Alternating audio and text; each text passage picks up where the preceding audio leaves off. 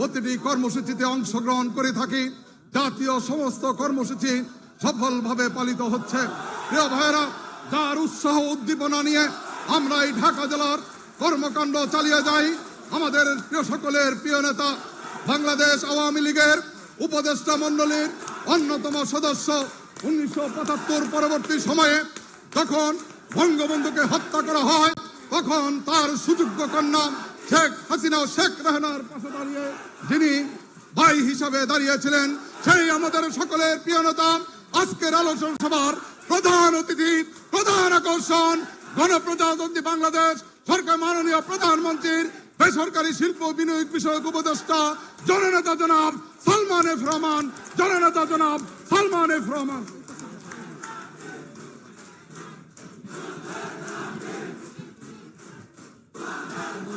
একটু মুভ করেন তো স্যার।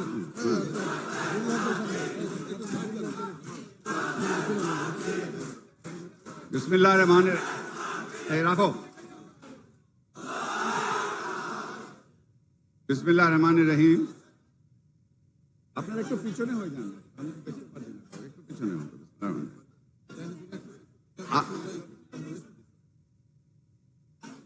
আজকে ঢাকা জেলা আওয়ামী লীগের অনুষ্ঠানের ঢাকা জেলার আওয়ামী লীগের সম্মানিত সভাপতি, আমাদের প্রিয় নেতা, আমার খুবই নিকট, যার সাথে আমি অনেক ঢাকা জেলা আওয়ামী লীগের রাজনীতি সম্বন্ধে উনি আমাকে অনেক গাইডেন্স দিয়েছেন, জনাব বেনজির। এবং আজকে মঞ্চে উপস্থিত আছেন আমাদের বাংলাদেশ আওয়ামী লীগের প্রেসিডিয়াম মেম্বার কামরুল ভাই, মঞ্চে উপস্থিত আছেন আমাদের সফল স্বরাষ্ট্রমন্ত্রী কামাল ভাই। যদিও কামাল ভাই আমাদের মহানগর তেজগাঁও থেকে এমপি, কিন্তু আমি মনে করি উনি আসলে আমাদের ঢাকা জেলারই মানুষ, যেহেতু উনি ওনার বাড়ি হলো শাইনপুকুর। আর মঞ্চে উপস্থিত আছেন আমাদের দুইজন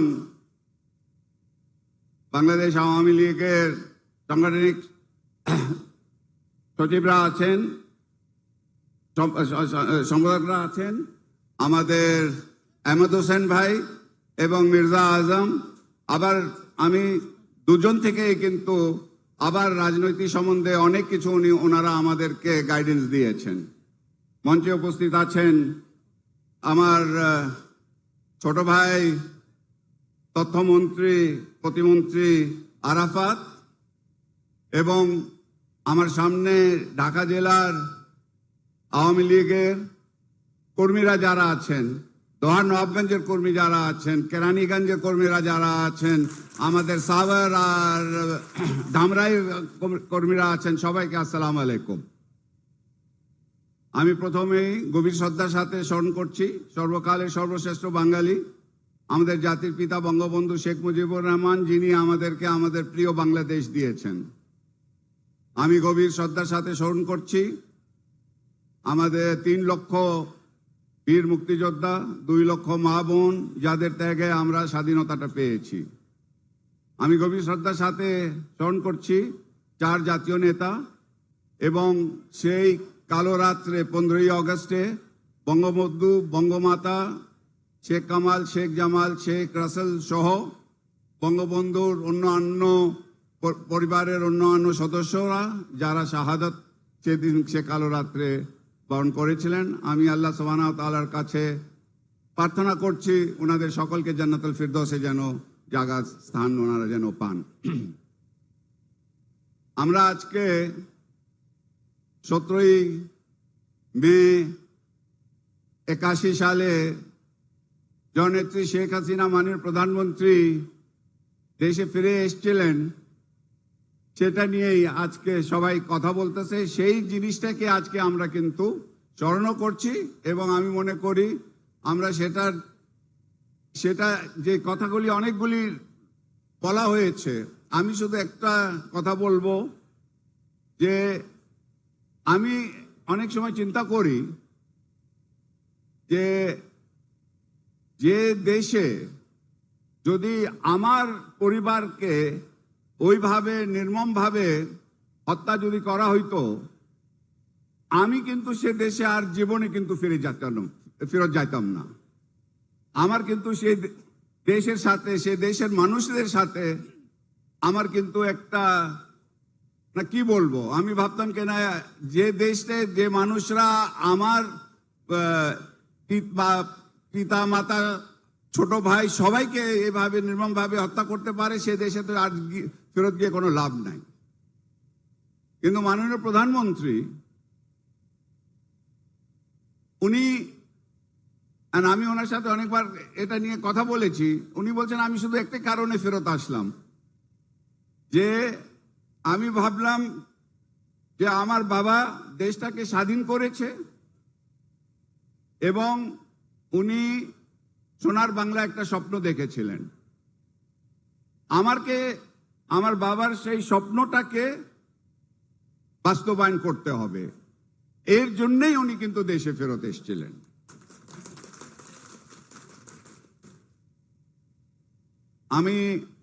আপনারা জানেন, অনেকেই আমার পূর্ববক্তারা বলেছেন সেদিনের কথা, উনি যখন ফেরত এসেছিলেন কিভাবে।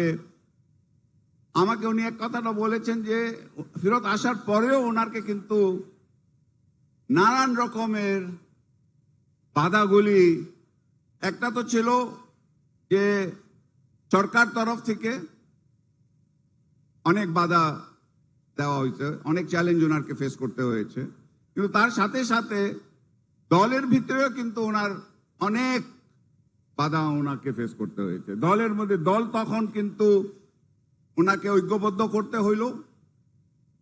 তারপর আস্তে আস্তে করে উনি প্রথম 96-তে ক্ষমতায় আসলেন। তারপরও কিন্তু ষড়যন্ত্র শেষ হলো না। 96 আসার পরেও 2001-এ আপনারা জানেন নির্বাচনে আমরা আবার ষড়যন্ত্রের শিকার হইলাম এবং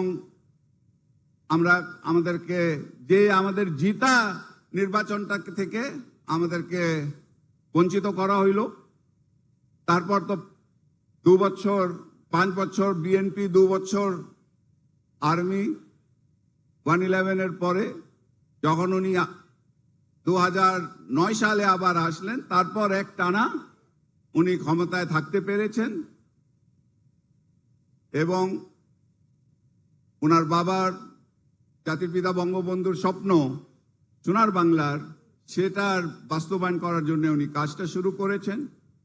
এবং আমি কিন্তু মনে করি যে যেহেতু এতদিন উনি ক্ষমতায় থেকেছেন, উনি এই কাজটা করতে পেরেছেন। উনি সবসময় একটা কথা বলেন যে 3.5 বছরে বঙ্গবন্ধু কিন্তু কিভাবে উনি সোনার বাংলায় স্বপ্নটা বাস্তবায়ন করবেন, সেটার পরিকল্পনাটা কিন্তু বঙ্গবন্ধু প্রত্যেকটা খাতে কিন্তু ঠিক করে দিয়েছিলেন। এখন এই 15 বছরে বঙ্গবন্ধুর যে পরিকল্পনাগুলি ছিল সেটাকেই কিন্তু মাননীয় প্রধানমন্ত্রী বাস্তবায়ন করে বাংলাদেশকে এই জায়গায়, এই পর্যায়ে নিয়ে এসছেন। আপনারা সবাই জানেন এটা। আমাকে যখনই আমি বিদেশে যাই, আমাকে জিজ্ঞাসা করা হয় যে বাংলাদেশে তোমরা, এবং গতকালই আমি কিন্তু দিল্লিতে ছিলাম একটা মিটিংয়ে, সেখানে একটা অনেক বড় ব্যবসায়ীরা ছিলেন, দিল্লির ভারতের অনেক বড় বড় ব্যবসায়ীরা ছিলেন, সরকারি কর্মকর্তারাও ছিলেন। আমাকে এই প্রশ্নটা গতকালও করা হয়েছে, অন্য সময়ও আমাকে করা হয়েছে যে বাংলাদেশে তোমাদের যে এই উন্নতিটা হয়েছে তোমরা কেমনে পেরেছো এটা করতে। আমি বলেছি এই কথা, একটাই কথা যেটা আরাফাত একটু আগে বলেছেন, এটা হইল জননেত্রী শেখ হাসিনার ম্যাজিক। এটা ওনার ম্যাজিকের কারণে আমরা কিন্তু আজকে বাংলাদেশ এই জায়গায় আমরা আসতে পেরেছি। তো আমি যে কথাটা বলতে চাই সেটা হলো যে আমরা এক জায়গায় চলে এসেছি ওনার নেতৃত্বে, কিন্তু আমাদেরকে ঐক্যবদ্ধ হয়ে আমাদেরকে কিন্তু আগাইতে হবে। ষড়যন্ত্র, কামরুল ভাই কিছুক্ষণ আগে বলে গিয়েছেন, ষড়যন্ত্রগুলি কিন্তু শেষ হয় নাই। আমাদের বিরুদ্ধে, জননেত্রী শেখ হাসিনার বিরুদ্ধে, বাংলাদেশের বিরুদ্ধে অনেক ষড়যন্ত্র হচ্ছে এবং উনি এই ষড়যন্ত্রগুলি আমরা মোকাবিলা করেছি। গত নির্বাচনে আপনারা দেখেছেন নানান রকমের ষড়যন্ত্র, বলা হয়েছিল নির্বাচন হবে না, নির্বাচন আমরা করতে পারবো না, সেটাও কিন্তু ওনার নেতৃত্বে আমরা ইনশাল্লাহ এটা করতে পেরেছি। এবং এই ষড়যন্ত্রগুলি মোকাবিলা করার জন্য আমাদের সকলকে ঐক্যবদ্ধ হইতে হবে। এটা হলো আমি কিন্তু প্রথমেই আমি বলতে চাই। দ্বিতীয় হলো যে এখন সারা পৃথিবীতে, সারা বিশ্বে আমাদের দুটো বিরাট বড় চ্যালেঞ্জ আছে। একটা হলো আপনারা জানেন যে সারা বিশ্বে অনেক যুদ্ধগুলি হচ্ছে, যে কারণে আমাদের কোনো দোষ নাই, কিন্তু আমাদের সেই কারণের গুলে আমাদের অর্থনীতির উপরে অনেক চাপ পড়তেছে। ইউক্রেন রাশিয়ার সাথে হচ্ছে, তারপর আমাদের গাজা, ফিলিস্তিনে ইসরায়েল যে অত্যাচার করতেছে আমাদের মুসলমান ভাই বোনের উপরে, তার ছাড়া আপনারা জানেন আমেরিকা আর চীনের মধ্যে টেনশন বাড়তেছে।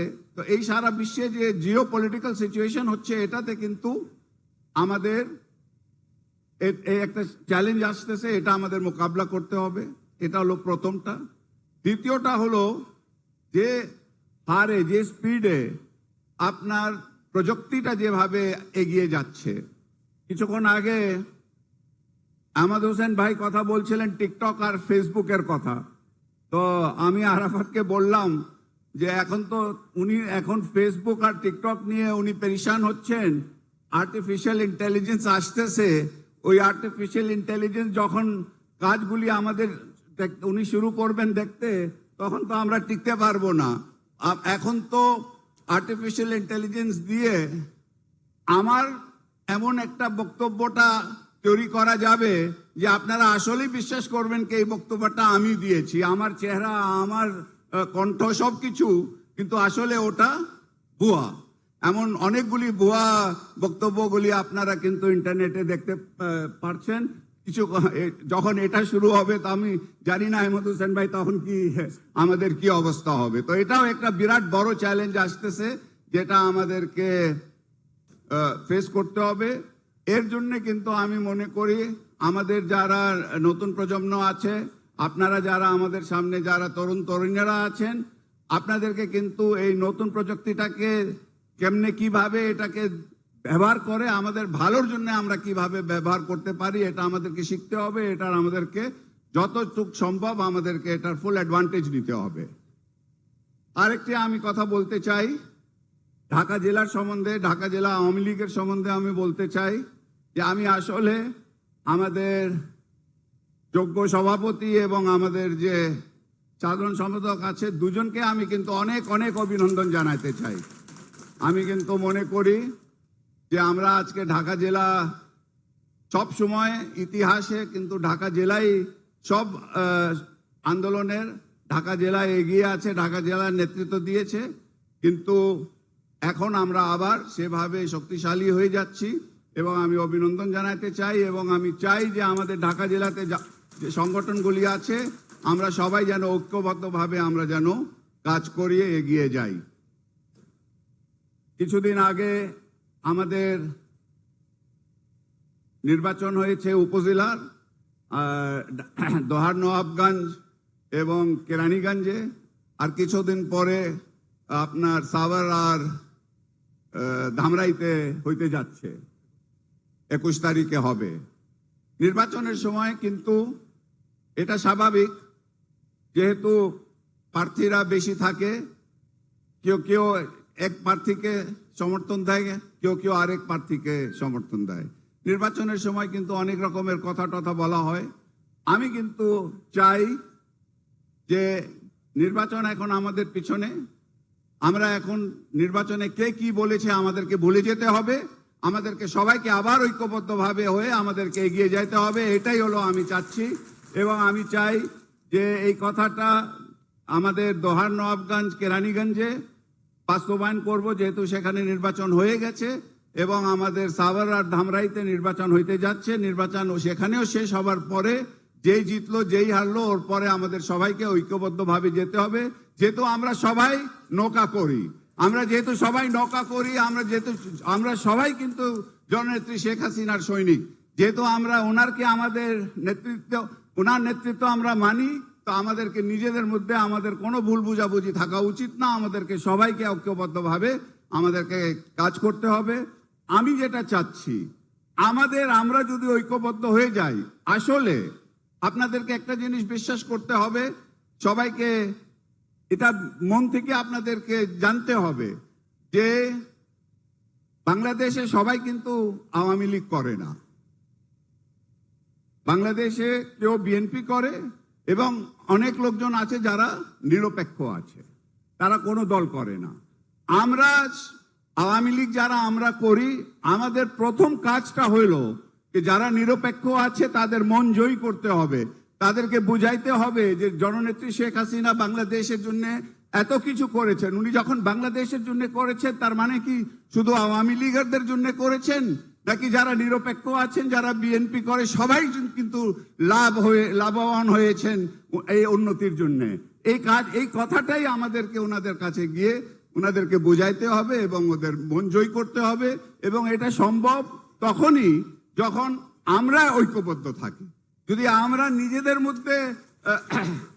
নিজেদের মধ্যে গ্রুপিং করে যদি আমরা সময় নষ্ট করতে থাকি, তাহলে যারা নিরপেক্ষ আছে তাদের আমরা মন জয় করতে পারবো না। তো আমি আপনাদের সবাইকে কিন্তু অনুরোধ করব, আমাদের ঢাকা জেলার যারা নেতৃবৃন্দ আছেন, যারা কর্মীরা আছেন, আমরা ঐক্যবদ্ধভাবে আমরা কিন্তু আগামী নির্বাচন, যদিও মনে হচ্ছে অনেক সময় আছে, 5 বছর পরে হবে, কিন্তু সময় খুব তাড়াতাড়ি চলে যায়। না দেখতে দেখতে আপনার আগামী নির্বাচন চলে আসবে। তার আগে কিন্তু আমাদের সংগঠনটাকে শক্তিশালী করতে হবে, ঐক্যবদ্ধভাবে আমাদেরকে এগিয়ে যেতে হবে। আর আমি আমার বক্তব্য আর দীর্ঘায়িত করব না, আমি শুধু এতটুকুই বলতে চাই যে জননেত্রী শেখ হাসিনা আসলে উনি যদি দেশে ফিরতেন না, তাহলে যে কথাগুলি বলা হয়েছে আমাদের কি অবস্থা হইতো সেটা আমরা কেউ কল্পনা করতে পারি না। উনি দেশে ফিরে এবং আমার কাছে যে জিনিসটা, মানে সকাল থেকে সন্ধ্যায় পর্যন্ত উনি যে পরিশ্রম করেন, যেভাবে উনি দেশের জন্য কাজ করেন, এই জিনিসটা কিন্তু আমার নিজের চোখে দেখা। এবং আমি মনে করি আমরা সারা বাংলাদেশের প্রত্যেকটি নাগরিক কিন্তু আমাদের ভাগ্য খুবই ভালো যে জননেত্রী শেখ হাসিনার মতন একটা আমরা নেতা পেয়েছি এবং একটা প্রাইম মিনিস্টার পেয়েছি। আমি ওনার দীর্ঘদিন দীর্ঘ জীবন ওনার আমি কামনা করছি। উনি ভালো যেন থাকেন, সেটা সুস্থ থাকেন, আর আমাদেরকে উনি অনেক দিন যেন আমাদেরকে নেতৃত্ব দিতে থাকেন। এবং বাংলাদেশকে যে এখন স্মার্ট বাংলাদেশ, এখন ওনার কথাটা হলো সোনার বাংলা। আমি এখন বলি ওনার এখন স্বপ্নটা হলো স্মার্ট সোনার বাংলা। ইনশাল্লাহ আমরা কিন্তু বাংলাদেশে আমরা এটা অর্জন করব। এই কয়েকটি কথা বলে আমি আর বক্তব্য শেষ করছি। আপনারা সবাই ভালো থাকবেন, সুস্থ থাকবেন, সুখী থাকবেন, এই কামনা করে আমি বক্তব্য শেষ করছি। জয় বাংলা, জয় বঙ্গবন্ধু, বাংলাদেশ চিরজীবী হোক। আজকের এই আলোচনা সভার সমাপ্তি ঘোষণা করছি।